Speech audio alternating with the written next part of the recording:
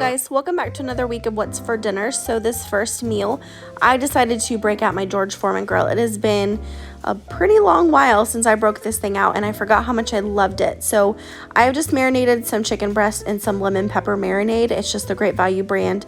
So I'm just throwing that on the George Foreman grill. If you guys have a George Foreman, let me know how often you use it. I actually don't use it that often because it usually gets buried in the back of my cabinet, but it seriously makes the juiciest, best tasting chicken I've ever had.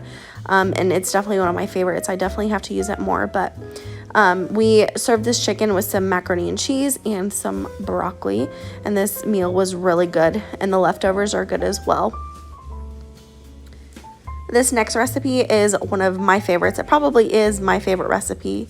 It is chicken meatballs. They're Parmesan chicken meatballs, I think they're called. I'll link the recipe down below for you. I actually did a video earlier this year, well I guess last year now, where I go into detail about the actual recipe. I will have that link down below for you, but these chicken meatballs are so good. I challenge you to try them. They look intimidating, but I promise they're not. I never cooked with ground chicken before I made this recipe, but I will never go back. These are so good and so juicy. They're really good the next day as well. I can't rave enough about them. And then also with that, I love serving this with Alfredo. So I'm just making the homemade Alfredo recipe that I have made in previous videos. It's seriously one of my favorite recipes ever. My husband gets so aggravated because I make it all the time, but so yeah, I just have some butter in the bottom of a pan, added some minced garlic, and then I'm just adding some heavy cream.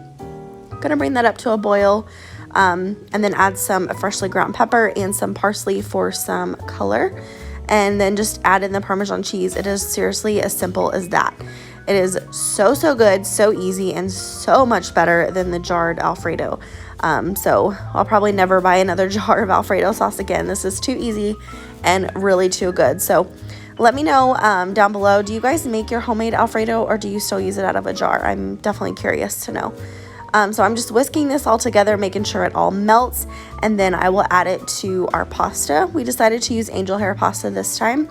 Normally I do like to use like rotini or I don't know, penne. I like serving this with the cheese ravioli as well, but this time we just decided to do the angel hair pasta.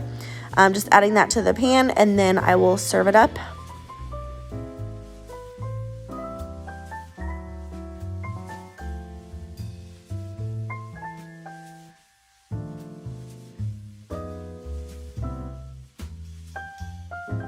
So here's what everything looks like when it all came together.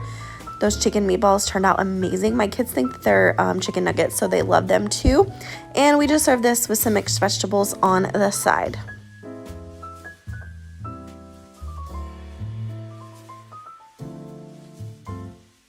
This next dinner is definitely a staple in our house. It is one of our favorites, and my husband loves to take it for lunch the next day. Whenever I meal prep, I always have lunches in mind as well. I always want to make stuff that we can take for lunch the next day.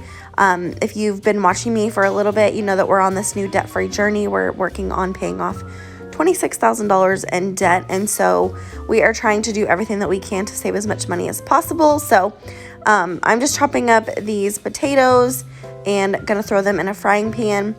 Also, it might seem like I'm making a lot of food whenever I make dinner, but like I said before, I always have lunch in mind. I try to make enough so we can have lunch for the next day to take it to work instead of pulling through a drive-thru and spending money.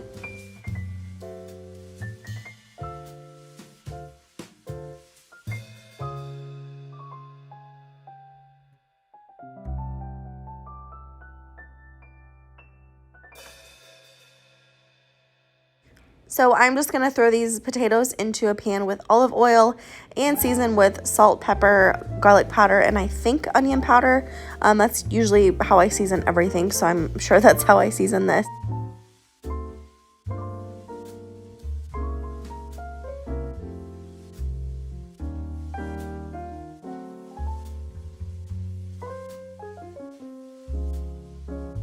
I'm just going to stir these all together, make sure that they are all coated with the olive oil, and then throw the top on and just let them cook away.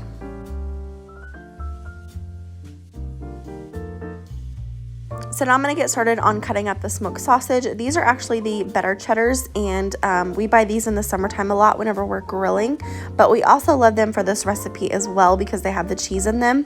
It makes for a really good flavor. So I'm basically just cutting them down the middle just to make bite-sized pieces, make it easier for the kids to eat as well, and also it goes farther whenever you cut them up smaller, especially if you're trying to get them about the same size as your potatoes, so you have like a bite of sausage and a bite of potato instead of eating them separately, if that makes sense. So anyway, that's just my trick to make this meal stretch a little bit farther. We love these, and I'm gonna throw them in the pan and heat them up, get a little bit of a glaze on them, and just heat them through.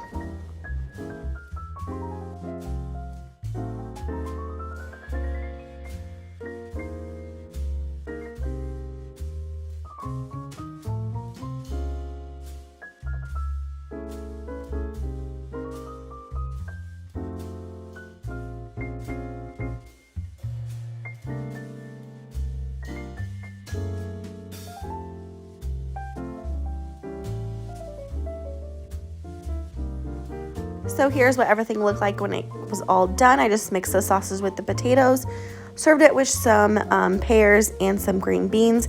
This meal was so good. Even my kids loved it. So this last recipe is baked ravioli. So I have been loving cooking with Italian sausage lately, so that is what I'm doing here. It's cheaper than ground beef, and it's already seasoned for you, so you don't really have to do anything to it.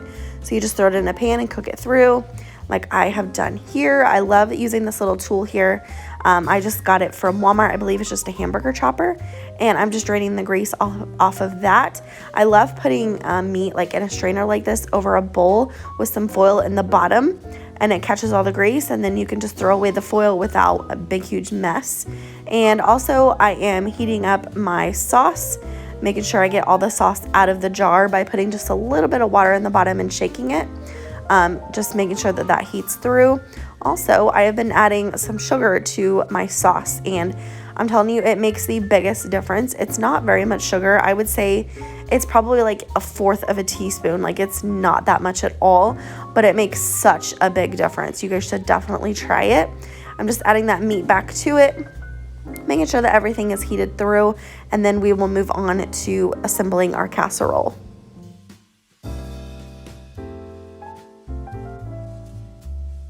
So here I have a 9x13 baking dish. I just sprayed it generously with some cooking spray. I just have the olive oil cooking spray, and then I'm adding some of that pasta sauce mixture to the bottom of the pan so that I can just layer on my ravioli. These are frozen ravioli, so you don't have to cook them ahead of time. They cook just fine in the oven, and I'm just basically making a little easy lasagna, not adding anything to it. I'm just going to layer this up like so, and then I will throw this in the oven at 400 for about 30 minutes. I actually discovered that I did not have any aluminum foil in my drawer whenever I went to go get it, so I had to watch this pretty closely. I was scared that it wasn't going to get done, but it did end up getting done, and it was just fine. But normally I would cover this with aluminum foil and just let it go in the oven.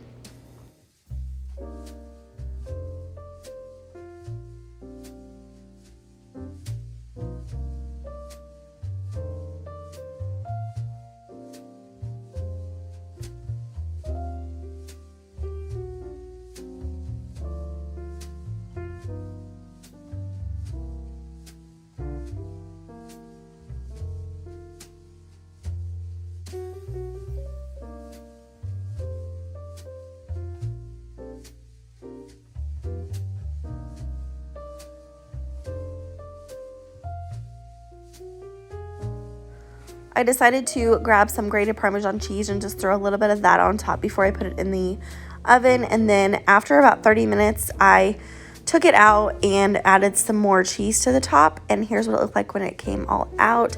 Serve this with some garlic bread and some corn with some pineapples on the side.